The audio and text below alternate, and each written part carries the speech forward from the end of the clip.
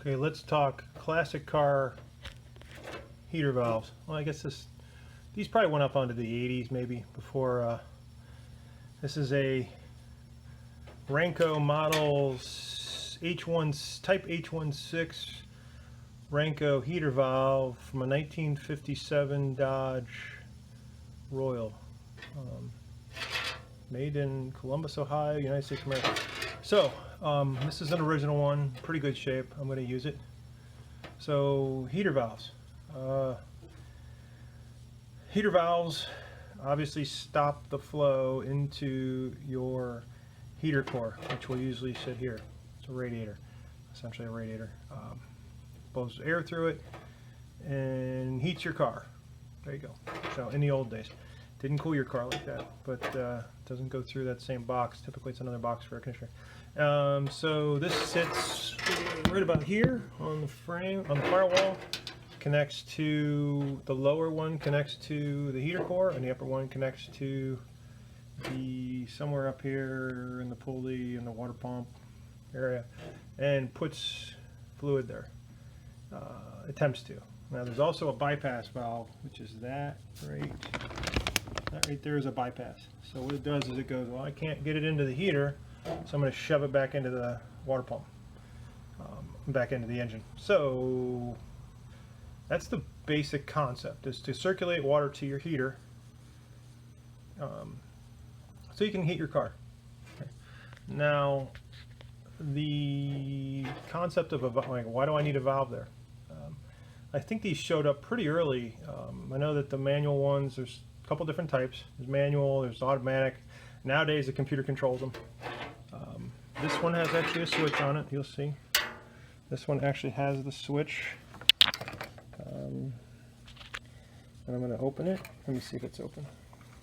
It is currently all the way open. Well, I can tell it's open because I can blow on it and go. No, sorry, it's closed. It's actually closed right now. So it's fully closed. That's locked closed. There's that little, that's fully closed. That is fully open. Now what opened is lets the water come through here, and there's a little plunger that pushed out and lets the water come through. As this closes, it's real small though, it's just that little fraction there. So that's the switch, is you're like, okay, I need heat. So water starts flowing into the heater core, and then out of the heater core back into the pipe or the pump or whatever, engine block sometimes. But so now what else a heater valve? Now the reason these have switches on them, and this, you're going to see this is actually a piece of copper here, and there's a trick to this. It works just like, I think, not air conditioners, but I think it's, no, I can't remember. These valves are on like regular heaters and stuff too. It stops the water. This will stop the water flow. And you're like, how's that little copper wire? This is all, there's nothing electronic about this. It looks like just a piece of wire, but it's not. You'll notice it's got that little doohickey there. But like I said, they used to be manual. Some of them don't even have this, so it means it's a straight on or off. So this is actually a hollow tube. These, and the problem is if you break these, if you have a crack in this tube, or you just, I don't need this, I snip off the end or something, or break it here, you're basically going to be worthless. So, because right now you'll see it's completely open, and I will quickly apply heat to this coil here, and you should see it close. And then I'll explain what that does and why it's beneficial, and why many, like I said, these are found on all kinds of cars, Cadillacs, Packards, I mean Ford, everybody had them, GM had them, everybody had them. So we're going to watch this as I heat the coil here. So you're watching it just closed, obviously. Now it's going to open back up as it cools down a little bit. So what did that do? That actually closed the valve. And the reason it did that, it's like, this will typically sit in the air passageway in the heater box inside the car. Inside there, there's air comes in through here, and the hot air goes into the car through the fan, behind the fan. So this gets hit hot, and this shuts down. So the car is like, I've got enough heat Just don't boil me.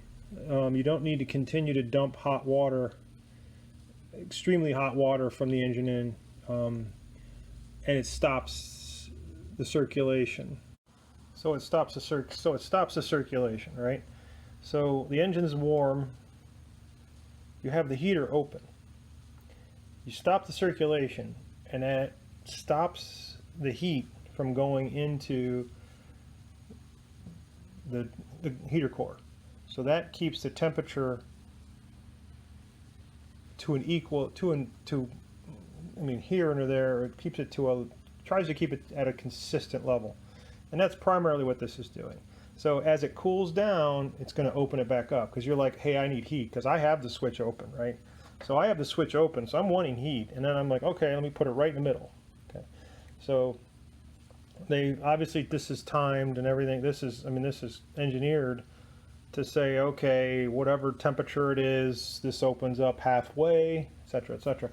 Now, if obviously if it would get too hot, it's still, I mean, it's gonna completely close off, and then your air is going to continue to blow over the heater core, and that's going to cool the air in the heater core only, since you're not moving the water out. So the water is sitting there cooling, and as it cools, it goes, oh, okay, and then you see this thing cool, and then this immediately opens up again and goes, let's get some more hot water moving to keep the temperature at an average level. Now, another ones they use them for too, I guess they'd probably be almost a reverse of this, which would be to keep it closed if it's cool, which allows for the engine to warm up faster. I don't know if they actually did that, because, you know, as a classic car, you should keep the heater off when you start the car up, because you want the choke to heat up and you want the heat riser to heat up as fast as possible. So if you open up your heater, it's going to take a lot longer to warm the engine up and to get the choke warm.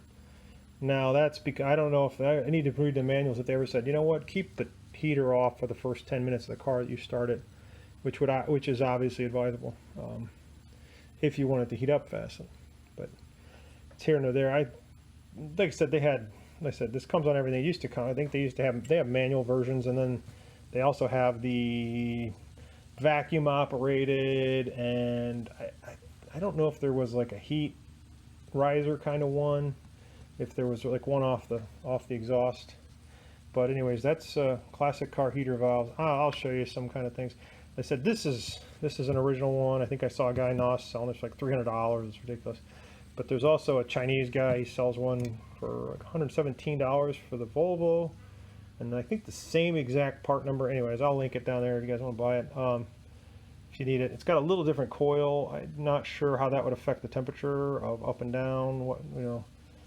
So like I said, you can see when I put heat on it, it immediately opened. Like I said, there is a lever. This is the fulcrum here that leverages it in and then pushes that back out, which closes it. But this thing's highly reactive to this pressure in this tube. So like I said, these are tubes, so don't break them. That's heater valves for classic cars. Okay, just wanted to show some final stuff here about them. This is the one on eBay. It certainly looks the same. This one's 114. It's got a different part number, but it certainly looks like the one for 174 for the 57, 58 Plymouth DeSoto Dash. Anyways, it looks exactly the same.